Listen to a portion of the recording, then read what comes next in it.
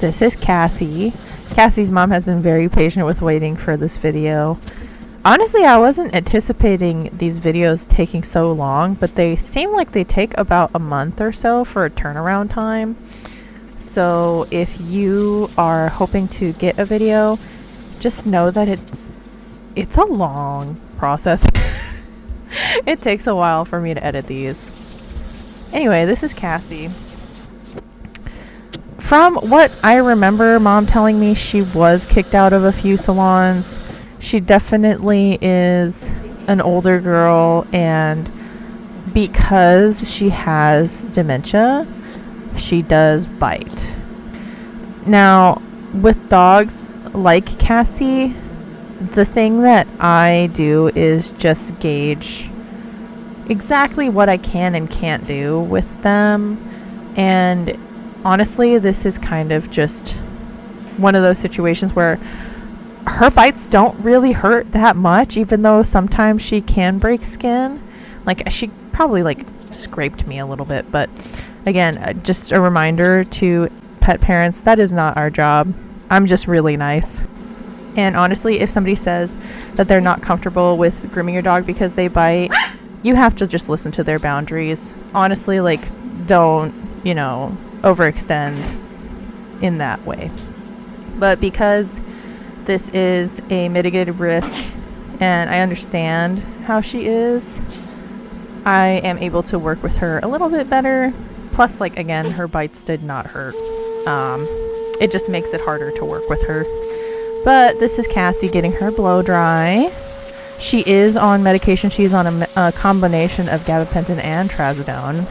So she is one of those dogs who just really is kind of aggressive for grooming. She definitely, I feel like, would have been a lot worse off if she wasn't medicated.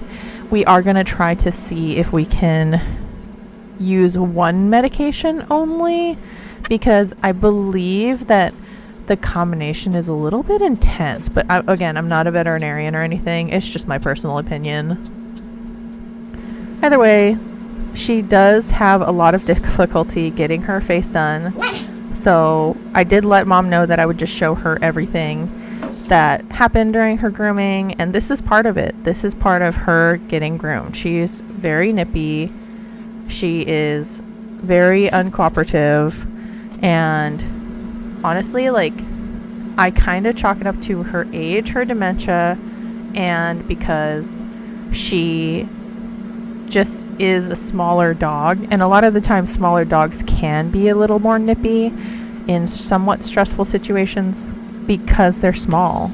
Instinctually speaking, a small dog, if they get stuck in any way, the only thing they can think of is that they're going to be injured. And it's because in the wild, if they get stuck in some way, it's because they're going to get eaten or because they are about to be seriously injured in some way, shape, or form. So sometimes it is just an instinctual reaction. And honestly, I just kind of work with it. It's just something that, I have to understand, especially because she is a super senior and she does still need haircuts.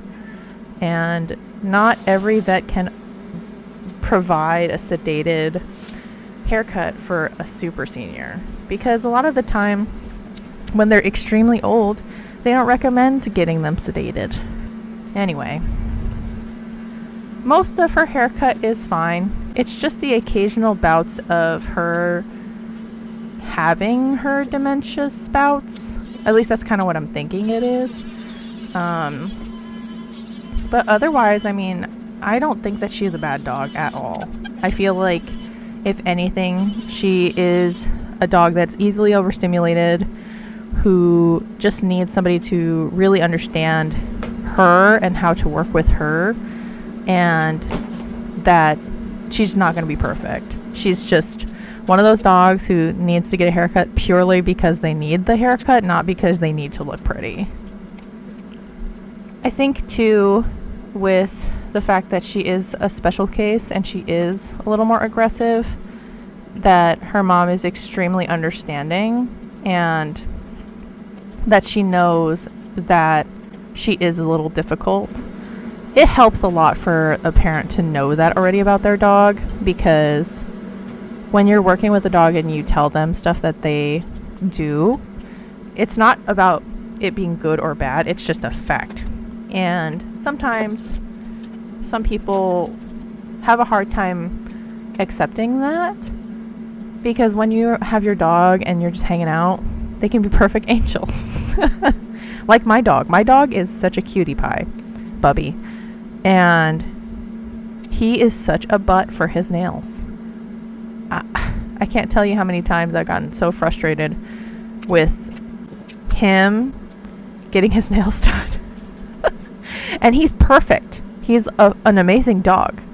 But he's a butt for his nails. He's snorting at me.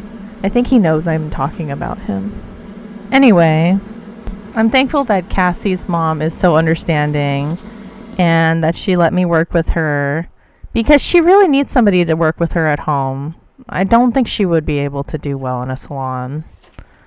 And I'm grateful that I get to be the one who takes care of her in her golden years. Thanks so much for watching. We'll see you in the next one.